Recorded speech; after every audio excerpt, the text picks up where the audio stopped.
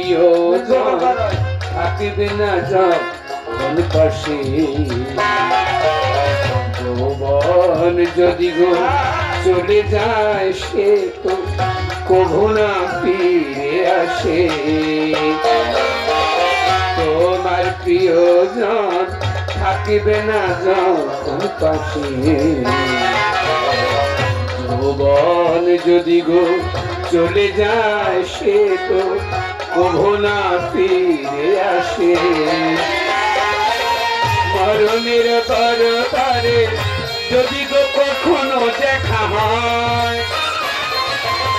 রেখো না সেদিন গো